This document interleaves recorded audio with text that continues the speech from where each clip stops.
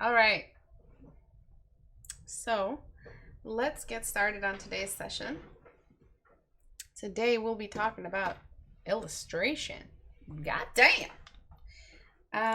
Really scary subject matter because for me, because I have to paint literally, I overpaint every part of the painting. It's not just one tiny part I have to adjust in the fundamental. Illustrations are a real endeavor for me because there's a lot to cover. But we can do it together. Most of the time, if I'm covering an illustration, I will reference another video where I go in depth on a subject, a specific subject. So if you see me like brushing over depth real quick, that's because I can't spend an hour talking only about depth, but I will obviously touch on it. If you hear thunderstorm in the background, it's because there is a thunderstorm in the background where I am. If the power goes out, there will be nothing I can do. I'll just turn my computer on as soon as possible when the power comes back on. It has been flickering really badly all day, so it might just happen. It's happened before. Okay, so let's get started. I'm going to start off with some announcements really quickly. Please do listen to the announcements. They're very important. Okay, so the first announcement is if you want your work submitted and if you want to submit your work and if you want your work looked at in my videos, you may do so by submitting. You can do so by going to Istebrak.com and going to the Reddit icon. And there you'll be able to join the Reddit, read the rules, and submit the work that you want looked at. Make sure there is nothing lewd, there is nothing inappropriate. If it's a nude, frontal, I think it'll be censored by Reddit anyway. No fan art, no anime. So the community challenge is up. All right, so please make sure you go here. I don't know what this means. What does this archived mean? But yes, the community challenge is here if you guys want to join it. Please make sure you guys go here to read the brief and design based off that brief. I still haven't seen a lot of work in progress yet for the community challenge. And then there's Patreon. If you guys want to support, you want to give back somehow, you can do so on Patreon. You can join as a watcher, $1 a month, or there are higher tiers with educational material distributed throughout the year. At the moment, I have been a little bit on a standstill with my personal work. Things are starting to turn again, and I am getting back into it. But between getting coronavirus, moving into my house, and redoing my entire house, dealing with some personal stuff on the side, I have just not been an artist at all lately. It's really very sad. I did manage to, I think, pump out 2 paintings, but that was it. Is that the right term to pump out? That sounds so wrong. But I did it. I pumped them out. You guys should have seen my hand gesture just now. So I will try my best to make sure I'm back at it with 1 or 2 personal pieces a month like I used to back in the good old days before the world kicked my ass. And yeah, so I'll be submitting more of my personal work for the higher tiers of Patreon. And then was there anything else? Portrait Studio will no longer be on sale as of the 1st. It'll go back up to regular price or slightly lower than regular price. If you want to get it, now's the time to get it. It's been on sale since January. I left it on sale just because of the lockdown. Just because everyone's at home and everybody wants to buy it, but I can't sell it for full price. It was just a bit expensive, considering what everyone was going through financially. So just kept it on sale, but it will go back up on price, regular price. But I will keep my promise of lowering the regular price from where it used to be, just so that it's no longer $90. And let's get started on today's lesson. I'm so sorry if I'm a little monotone. I'm very, very tired, very fatigued. And it is just that time of year, you know? You know what I'm saying? Anyway, so this piece is very ambitious for someone who is having trouble across the board. But sometimes a voice within us calls and says, I want to see this drawn. Sometimes we see a picture in our brain and we want to see it as an illustration. We want to see it before us. There is no technology on this earth that can take a photo of what we see in our minds. Can you guys believe that? There's technology for everything except that. I don't know how long away that will be until we get to take pictures of what happens in a person's imagination. But until then, artists are irreplaceable. And so sometimes artists have this call in them that wants to see what it's seeing before it. And we have to follow a certain set of rules in order to make that believable. So you have some things right. You did some things right. All right. You're not completely lost. All right. You've redeemed yourself in many ways. One of the ways you've redeemed yourself is by flattening and moving across the horizon line all these little rock formations into the distance. All right. So that alone is a really, so let me show you how effective just doing that is. Okay. Oh, the biggest migraine. All right, so as you can see, it feels like we're stepping up into something. So that was right. And then you also overlapped. So you made it so that these things are in front of each other. I'm just generally representing what you did. But these things are pointing to a direction here. They're pointing to something, and you're not really helping us see that thing. Kind of just stopped it. So we need to make sure something else is happening, because all of these, as you can see, are an arrow. They're pointing at something. So let's resolve that. This is not so much a depth problem, it's a narrative problem. Okay, I wrote that wrong. So narrative, 3 times underlined. When we're talking about illustration and narrative, it's the most important thing. The illustration is a picture of something that's happened. It can't just be random shit put together, because that's abstract. That is trying to induce a narrative by placing things in general proximity to each other. A lot of people illustrate like that, but I wouldn't say it's the best stuff. I wouldn't say it's the kind of shit you'd see published on a Magic the Gathering card or something, you know. I wouldn't say they're prestigious, but they're definitely up there in narrative-based illustrations. So when we're illustrating and we have a girl with a crown and a dress, obviously we're telling a story. So we need to complete that story. Where's this girl in a crown going to? We'll kind of just cut it off with something I can't even tell what it is. So you guys hear that thunder? That's really loud. So, you know, I don't even know what this is, a bridge. So let's correct that. And then there's the lighting. The lighting is the light environment.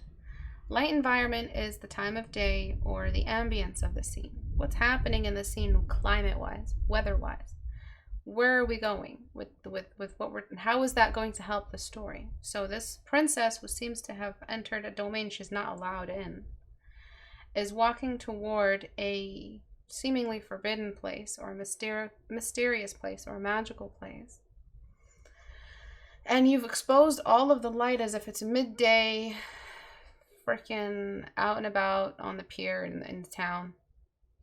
It's just overexposed and almost comical. When you overexpose every part of the illustration, it's funny.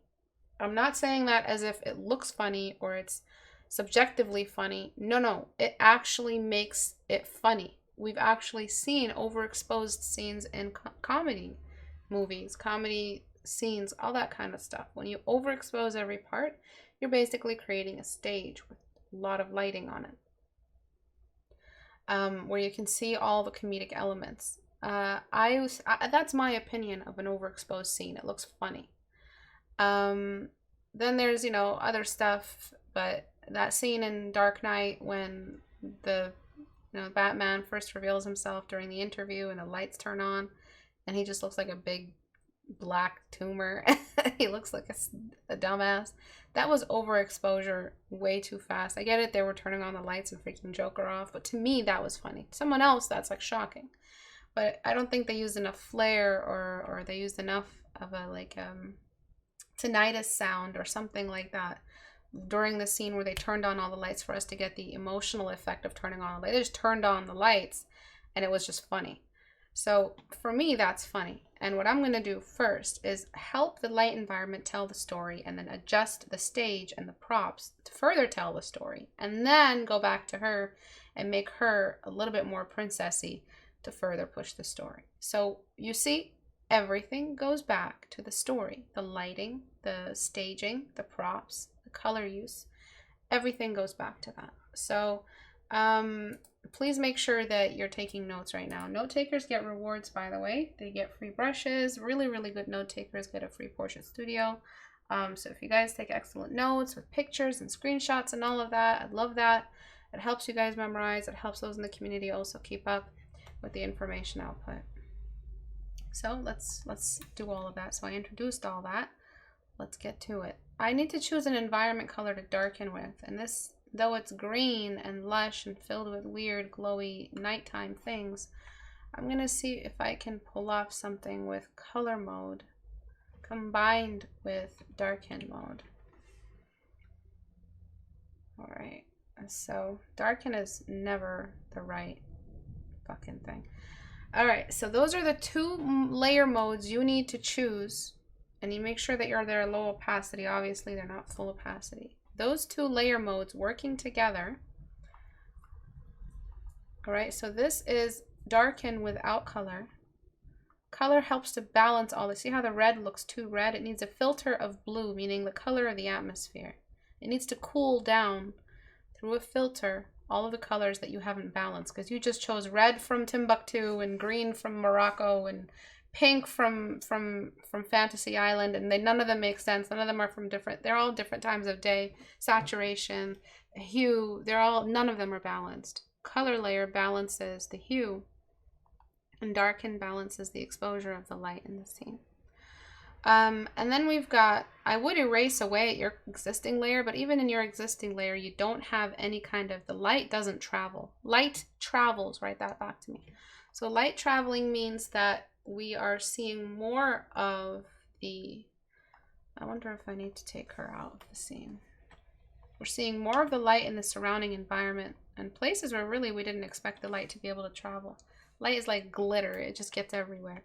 So you want to obviously depict that. Let me see what I can do.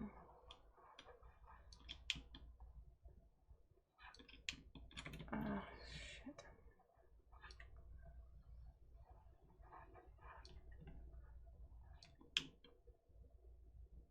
I think I do have to take her out, but I'm not sure if I should do that because she needs to be affected by the color modes. Let me see what I can get away with. All right, bear with me. So I'm going to turn that off.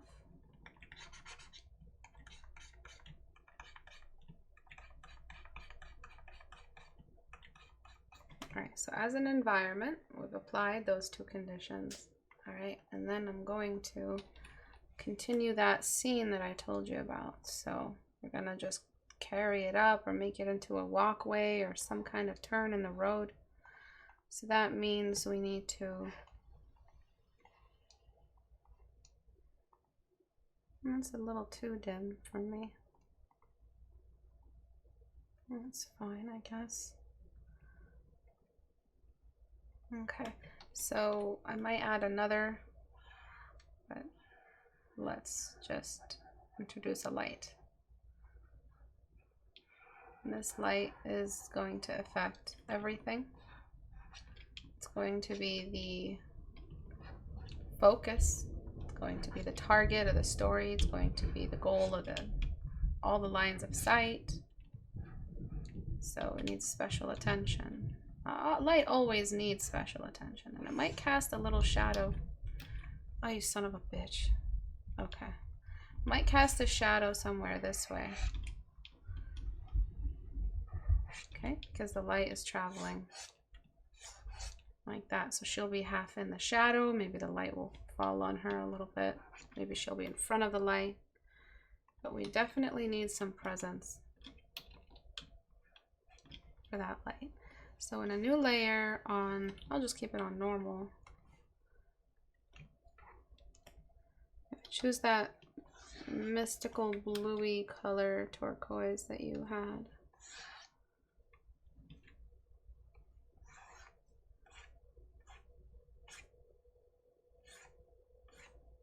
Okay.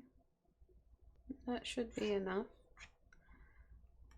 And then I'm going to select inverse outside of that and choose a color that I would say is the opposite, or I mean, there's really no opposite color. It's just either nighttime with nighttime values, or, you know, the wash color that I use. So I just want to wash it to be a little bit different, because we can't have turquoise or green around the scene if the light source is green. We want to just change the color to be something else for things the light doesn't touch, because then we're just throwing off our own light language. So you can see I changed the color. It looked too green, too similar. So that's something you might want to think about in adjusting your values a little bit. All right, so I just shifted them slightly over. I can also just go here and shift them over, just to be a different world, so that that light source has its own particular world of values. And then just to unify them one more time, I'll bring this down. And then I'm going to also darken anywhere the light isn't touching. So now we cast a shadow, which makes a lot of sense. We're done with that. Merge that down. So now we need to create some depth. Depth rules, there is a video that you guys can watch that'll get you pretty much everything you need and just to get up to speed with the knowledge of depth, how to make an object look like it's far away in a painting. But typically it's light to dark, foreground to background. All right.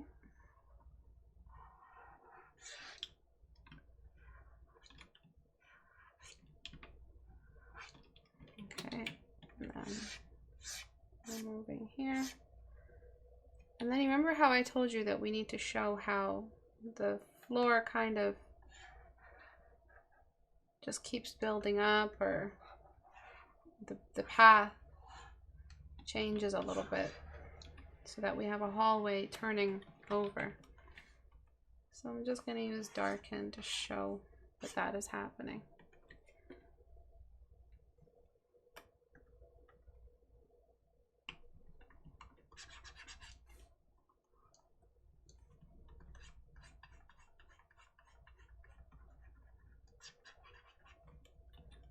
Select inverse, carrying that up, just to carry that path forth.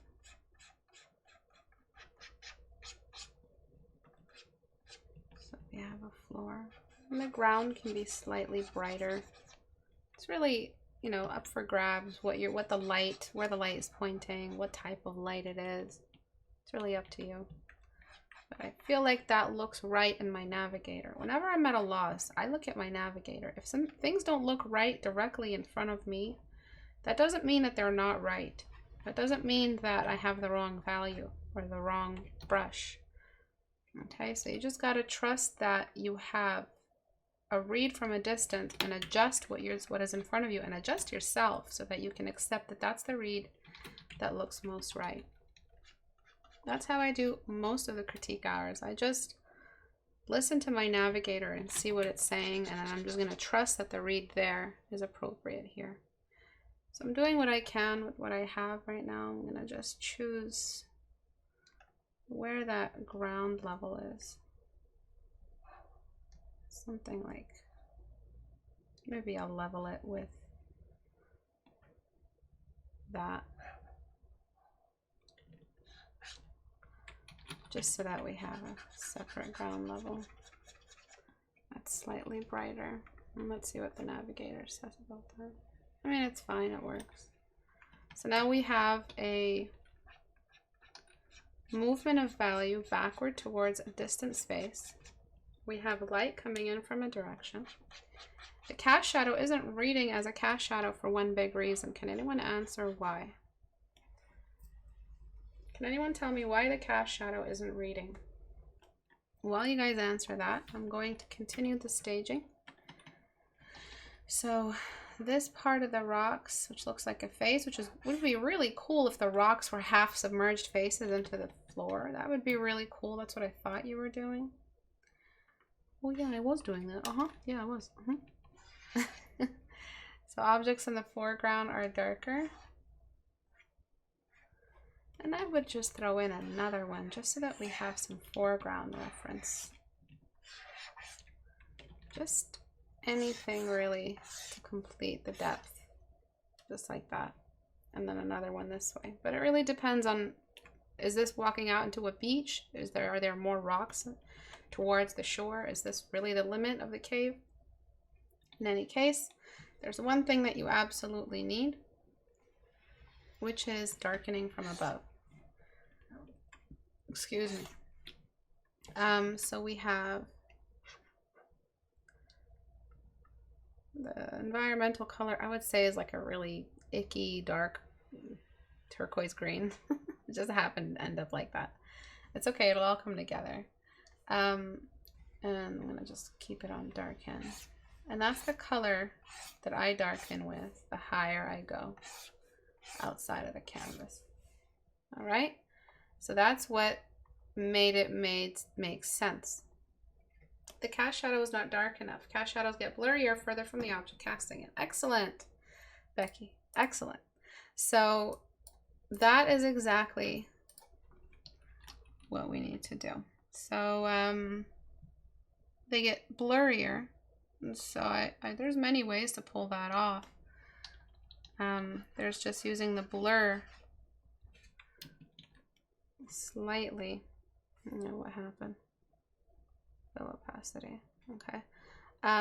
There's using the blur, and then as you get further away from the light source, the cast shadow gets blurrier. But I want this cast shadow to be blurrier because the light source really isn't that strong. So I'm gonna let it be even blurrier. Blur, Gaussian blur. I'm just gonna let it get a little blurrier. Just because it's not that strong. I'm gonna select that, go back to before, paste it, and then just see with my eraser if I can get some of the sharper start. But it should generally be a much more blurry cast shadow. And that's how it'll read as a cast shadow. And this light source is still not reading as a light source, mostly because we've got not much of the staging or the intriguing part of a light source, which is just this, the magnitude of the light source. So is my flux still? I'm so sorry, my flux is still on. I turned that on. It turns on its own. I forget to turn it off before class. Let's just see what the fuck what damage I did. Things are looking way more blue than I thought because I was fighting against the filter of the flat. My bad, you guys. God damn it, I should just uninstall that thing. It really helps me at night though. I was wondering why dodge tool was off. So we got all of that over here. Okay. And now we can reintroduce her, and you can see that she just does not match her environment. So I'm going to correct her and then adjust her value. All right, so her value needs to be pretty dark, and we can saturate her more. But if she's wearing like a pink dress, this is just what I would filter on top. But if she's wearing a pink dress, it'll look more purpley. Remember the color layer and the darken layer I put on top in the beginning? Okay, so the pink dress would at least, So we can just do that one separately. At least be dark enough, and then can adjust to that color. As you can see, it's a derivative of pink, or yeah, pink is still in there considering the light environment. Okay. And then we've got all these other weird little issues, like where I lassoed and accidentally picked out the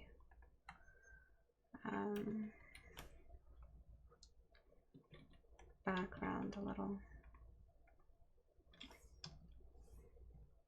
That took out too much.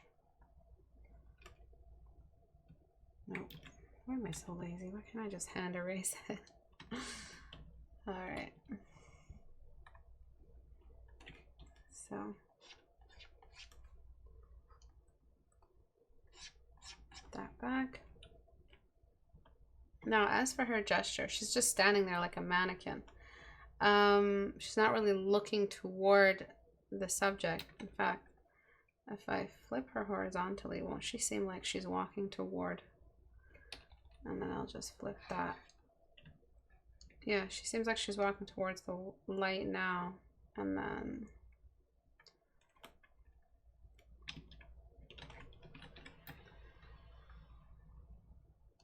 that horizontally, so that, yeah, she's got a little bit more of a walking gesture now. So one arm is back, one hand is forward. Yes, I am completely not even trying with that. Blame the pixels, y'all. I don't even know. Goddamn students, man, they don't even listen. I never submit stuff with high resolution. It's not my fault that I can't paint the hands right now.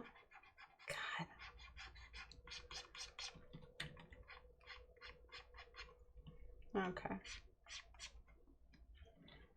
So there's a lot of, this is just, you're not done yet.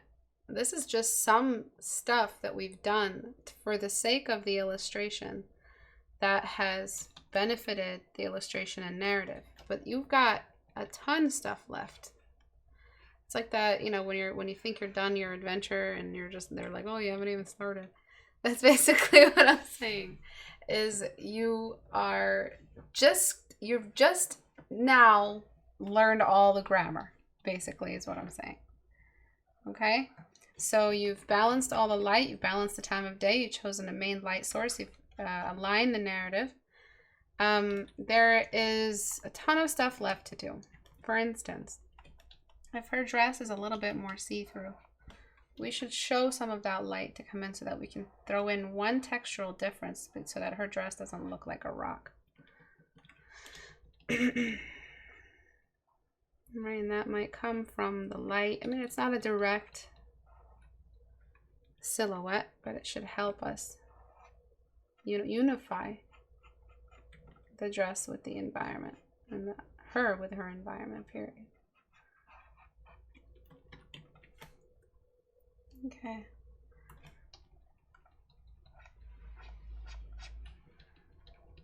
And then there's her cast shadow, which yes, she will have one. There's ambient light, and ambient light comes from a direction, and it will fall on the ground.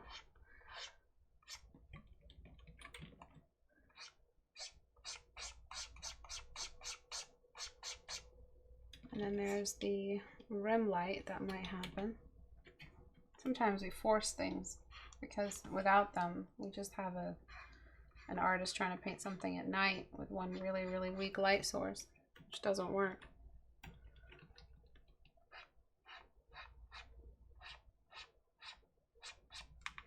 Okay. And then there's just bringing back all of the foliage and trying to do something else that's a little bit more interesting with the scene. There's also making her bigger. Okay.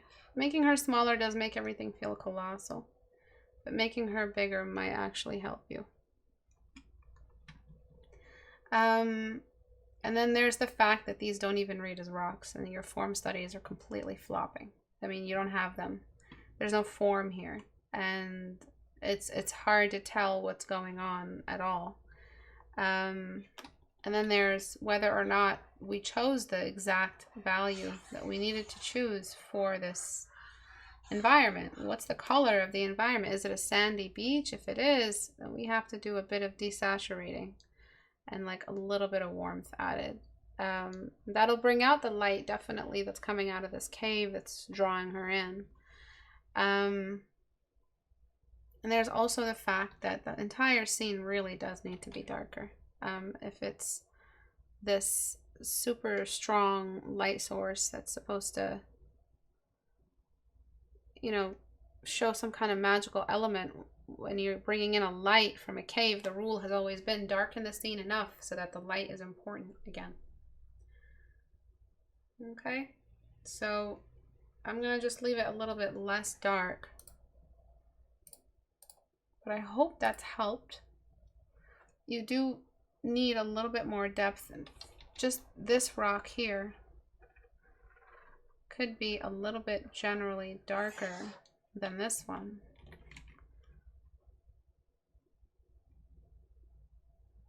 Just because it's further towards any bouncing ambience that might lighten this one. And these two facing each other, this one and this one, could be the same darkness level.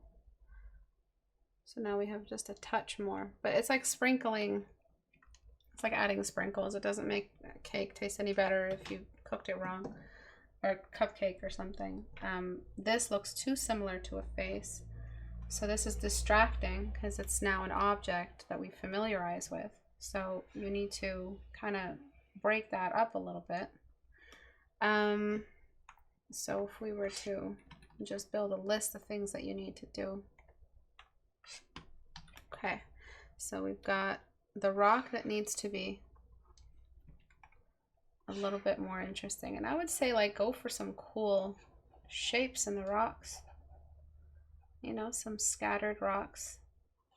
If they are supposed to be a bunch of really like submerged sleeping faces, that's really, really cool. That's a really, really cool concept. You might want to try it. Just push it further. That way we have more of a cool narrative. But when it comes to rocks, you really need to look up a reference. Alright, and there's just this one here. It's just a little more scattered this way. Having more rocks scattered around this way might result in some extra shadows. That would be really cool. Okay, and then there's just completing the path, adding more and raising this upward climb into the cave.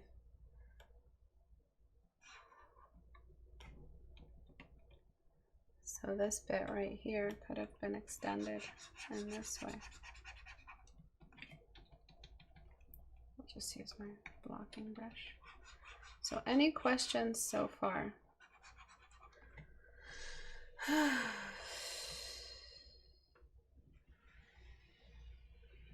My tablet sounds scratchy. I don't mind it. I feel like the crop is a bit weird. The canvas should be longer. Yes. Good night, Steffi. The cast shadow isn't reading a cast shadow because it needs to be blurred. Cast shadows get their blurrier before they get.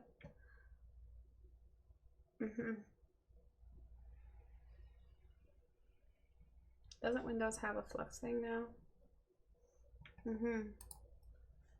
Okay, so the narrative here, I would say, is a little bit more clear. You got a mysterious character moving in. The crop is definitely weird. That bothered me a lot, but I just wanted to apply the depth narrative combo and just see what it offers us in the story. But let's try to apply these changes that I just made with my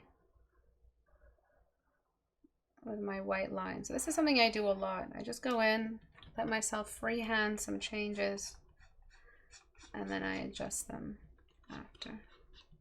Just because it's more of a safe way to introduce subject matter without freaking out and destroying my painting while painting. So I let the scratchy, sketchy lines kind of work as like a safe zone. All right. And then I had some additional rocks here, which look a little bit more like rocks and less like people's faces.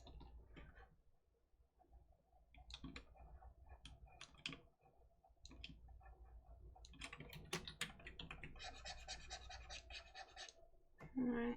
And then there's these rocks, and these rocks are just going to inherit the depth that they're from, the depth section they're from. And it's simple, it's not complicated to just add in a rock structure with a basic geometric origin shape to it. And what that will do, I think you've over textured a lot as well, but we can work with it. You just need to show the general depiction of a rock's behavior. You don't have to go all out and try to paint the perfect rock. I know rocks for portrait artists are like the hardest things to draw. It's just because you've been painting softly for so long and blending, you forget that there are textures that you cannot blend and that are not soft. So you see it's pretty painless when we work like this. And then the further we get, the flatter the environment gets. I don't know if I want to make it travel this far. I'll leave that alone. So we turn these off and suddenly we have all this extra matter, which is really cool. And it's stuff that was based off a sketch, so we know it's like loose and happy. And I'm just gonna do the same thing with this rock and this rock. I'm just gonna start casting my shadows. But illustrations should not be daunting. They will be if you don't prepare. But yeah, they should not be the super scary, impossible to tackle concept, because they are fueled by your story. If you're a bad storyteller, you're gonna have a bad time. But if you're a good storyteller, which we all are, I believe, it won't be that difficult to just rein in your ideas with one common narrative. And then just go from there. So what you had before was just not appealing. It was over textured, it was bad colors, there was no depth, no organization at all. So you guys should try this little trick with just stopping and just starting from this, you know, with a sketching brush and just seeing what you can pull off. I'm going to try to pop this right on top, just so it feels like this rock really is in front. Okay, and I keep doing this. I finish with my one adjustment. And this is like after I've prepared a narrative and I feel like, yo, I need to just do a little bit more. I'll do something like that. I'll stop and re-sketch the whole scene and see what I can pull off. Okay, so I believe we could afford to just throw in a little bit more contrast. Oh shit.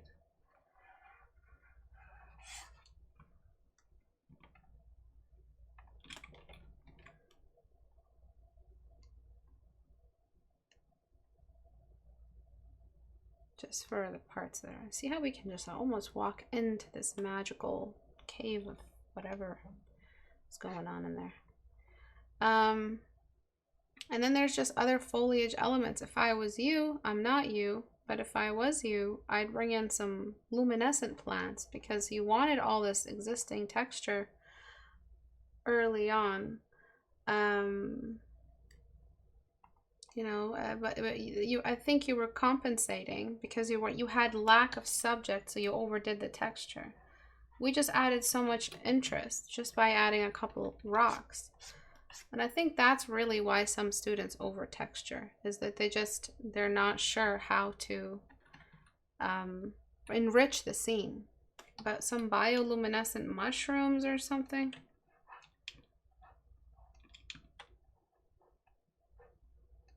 Levi has entered the chat. I wonder if Levi will watch this. Right. And then sometimes I'll just darken.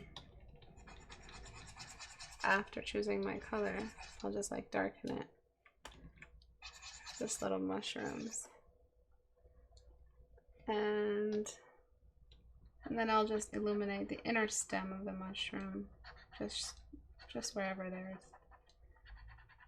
As you can see, I love blue. It's my go-to color. But if you guys don't like blue, obviously choose another color. Sometimes I'll do outer glow. Normal. Opacity.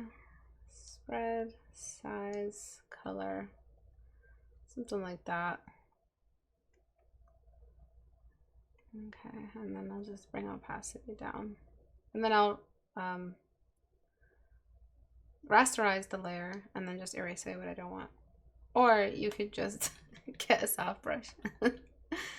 This is why I'm just not one for all of these little tricks. Because I just feel like everything can be done with a soft brush. In the right layer mode. Like sometimes I'll just put it on soft light and it'll just create a much more authentic glow, and I can actually radially apply it in. But sometimes like layer media, whatever that was that just now with the outer glow, sometimes I'll just do something like that. Okay, so that's if you want the mushrooms. I don't know, whatever. You want to bring in some glowy luminescent rocks, that's pretty cool as well. I'm just going to use my polygonal lasso tool because the origin shape of all these rocks is polygon. It's geometric, I mean. And it's just the same thing. Really, for translucent rocks of any kind, you're just trying to find like a main reflective section. And you just got to remember to work in sections and surface areas. And then sometimes I'll decrease the opacity and then bring back a shining object, a shining upper layer, just a soft brush layer. Okay. And then you have the option of making her a little bit more mysterious. So drowning her in a little bit more light. Oh, I hate this shit. Deselect. Darken. Just having her imitate the environment a little bit more. And then with dodge tool, just show off wherever the dress is a little bit more see-through. It has to be the color that is causing that. And don't forget about her cast shadow. Her cast shadow is very fuzzy because by the time the light got to her, it has been thoroughly diffused and bounced. This is just the ambient light of the environment. This is the primary. This is where it's coming from. But it's bounced everywhere, generally coming from this direction. That's why it's fuzzy, because it's generally coming from that direction. Same thing with these rocks. This rock also might need a cast shadow.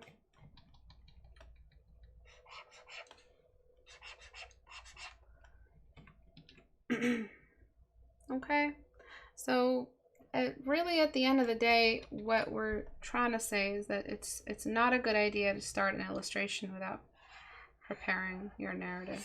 It's not a good idea at all. And it will result in a failed illustration, unfortunately, because what happened before, where you were before, it was just not working. What I'm doing right now is I'm cropping the scene a little bit because it's a little bit too close into a tile canvas. I really think either shrinking her a little bit smaller, like way smaller, maybe even having her enter the shadow just a touch, or maybe 1 foot is in the shadow and we're seeing one shadow of 1 foot come out. You know, this way. And have her kind of drowning in light for 1/2. That way it's too late, you know, she's entered this scary, scary place. Again, these are the drastic changes I would do. This is my touch. I'm no longer honoring the choices of the student. I'm just changing what I believe, you know, is for the benefit of the illustration. If I was like the art director and I made like veto choices.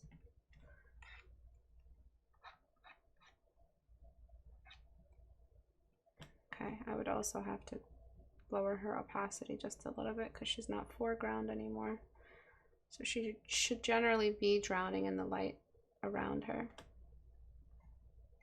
And then I will continue. I think this is a good crop for now. I might just cut off some stuff. Okay, and then there's pushing your colors a little bit further. So I might flatten the image now. Then there's pushing your colors. There's a lot of stuff you can do with your colors right now.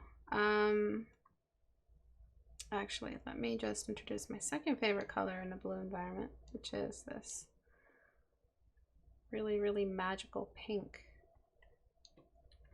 And I'm just gonna choose a random layer mode. Yes. Right, so that's really cool. Instantly, it kind of just brought in, it's more like what the layer does gives me an idea what to do. So darken, I can't honestly use it, darkened everything. But what I can do is turn it into color and limit the pink to come from like either only shadows or only be in between the cast shadow line. Just like that. And then maybe hiding a little bit in the top of the canvas. And now I introduced this extra color abstractly, as you can see. So I introduced one new color. I can also mess around with every color in the book. I can introduce it somehow into this scene. So let's maybe not green, but more of a, I mean, there's a lot of blue. Now, anything warm doesn't work. Green may work, like a very, very, it has to be a bioluminescent green of some kind. Like, let's just do some experimental swatching.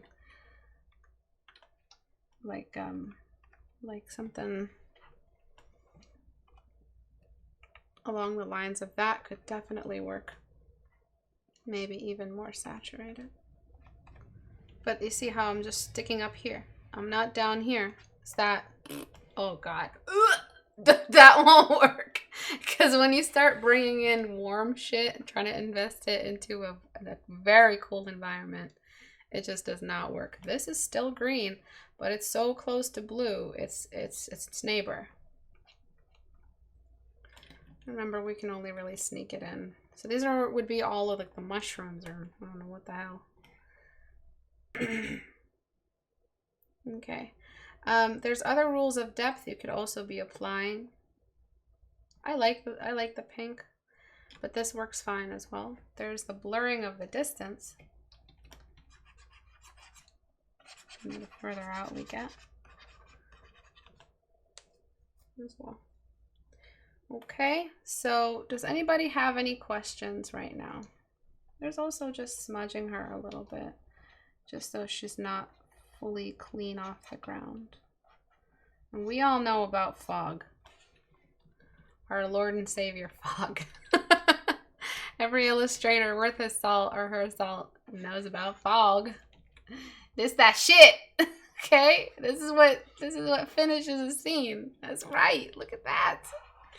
Hey, I wouldn't try to throw in too much like at the top. I would just try to bring it somewhere. Now it looks like a Samurai Jack scene. Whenever there's middle ground fog or mid canvas fog, it's like a Samurai Jack scene. And then finally, after much deliberation, we can introduce the bloom of the light. Of course, it can't be everywhere because it's not shining directly at the camera, so it can't be a uniform circular bloom. It has to emerge from the scene it's coming from.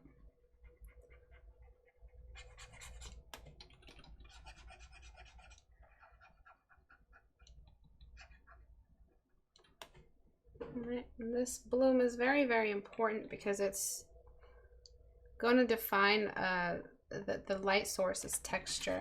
You can't forget light source has texture. Write that back.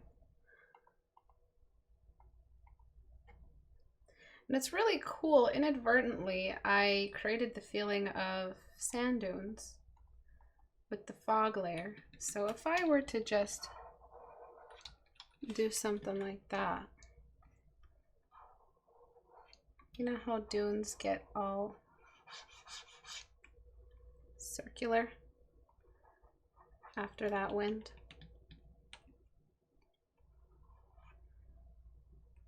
Okay. Yeah.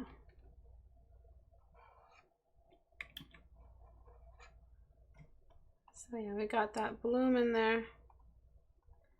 And then you can also, other environmental changes, such as some wind, some actual sand. You just grab the sand color and make it move, catch some light. Probably moving off the dunes. I know the painting looks completely different now. I don't think that's the point. I don't think I should be honoring everything that the student chooses, because then we have a very, very small, limited scope of what I can teach you. I can't keep all of those original colors because they were just not working. Right.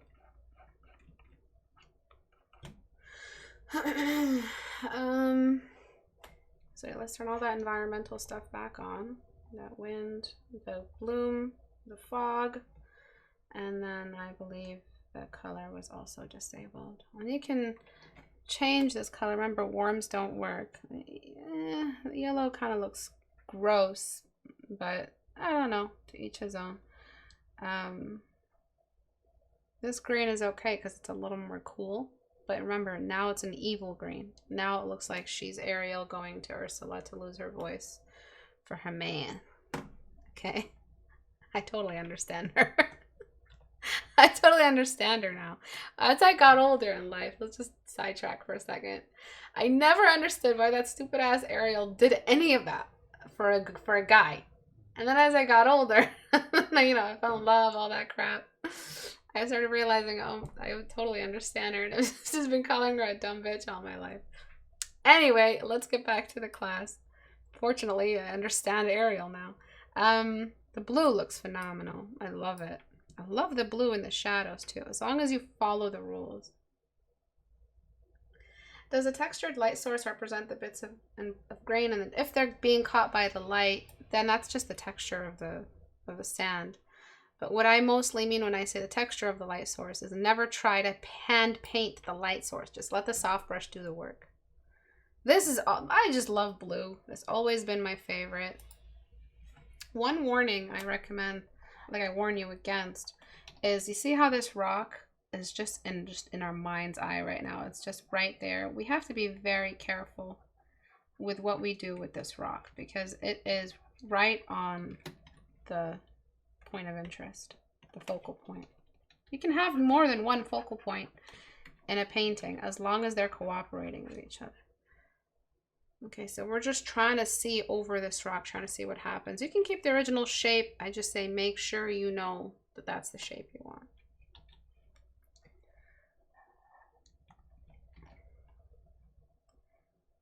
Pink looks okay as long as it's a little bit more white, closer to white, as long as it's a little more cool.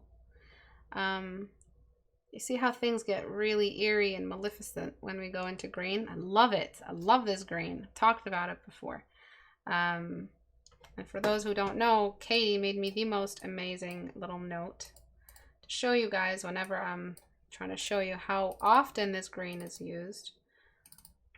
Alright, I'm just trying to find it for you guys. Where did I put it? Okay, she made me this awesome splash of the green used in storytelling, how it represents evil. All right. Thank you, Katie. You're just the fucking best. That's the kind of notes that I reward. Okay, so Katie got a brush set. Okay, so this is cool because now we have an evil element. But if we have like a divine magical element, we have colors like that. And you can make the fog a different color. If that's your style, if that's what you want to go for, make the fog a different color as well. So do you guys have any questions? Does the texture of the light source, the two rocks you added in the light path, make it look like a cliff edge?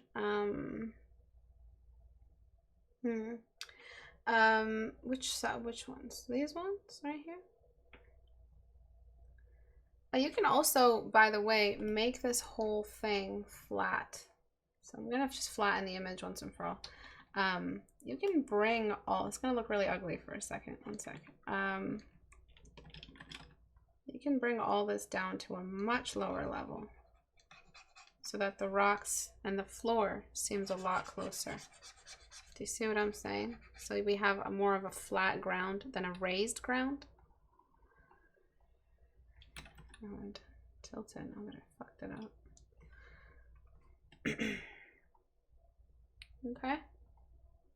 Which makes the cave feel more immediate. I personally would do that.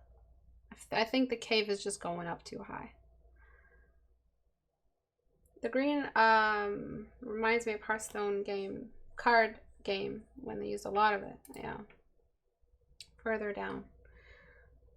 I would have to just know exactly what you're talking about. We'd be here all day if we were guessing. Another cool element of storytelling is with her being here. This is again going back to the drawing board, white pen. If she was here already inside, we could easily just have a character kind of looming over, you know, wondering what the heck she's doing. And this character doesn't have to be that big. It's just to add to the story. And then she could have been just drawn inside in a trance.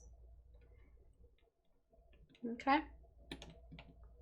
Again, then there's no harm in just going back to the drawing board mid-illustration. Hopefully you don't need to do that constantly. But knowing myself, you guys will obviously have to do that constantly.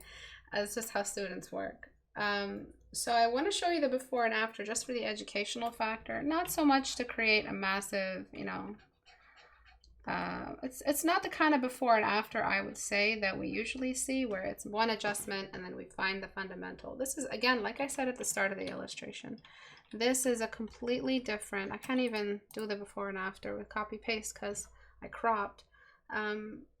It's a completely different illustration now because we applied all the rules. So before,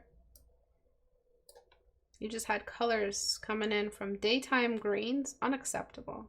You had no light source, no light environment. You had one magical element here. The princess, the story is still the same, but it has much more dynamic environment happening. And trust me, though you have less color here, trust me, this is a lot more effective in the story. You always, as a student, feel richer when you just get more contrast, more color variety, more. But this is what gets the fail and this is what gets the pass, and it's got tons less color. It's got 2 colors. You can bring them back, but in a scene where you're walking towards a mysterious cave and the cave is glowing, well, you have to choose. You want the cave to, again, the story.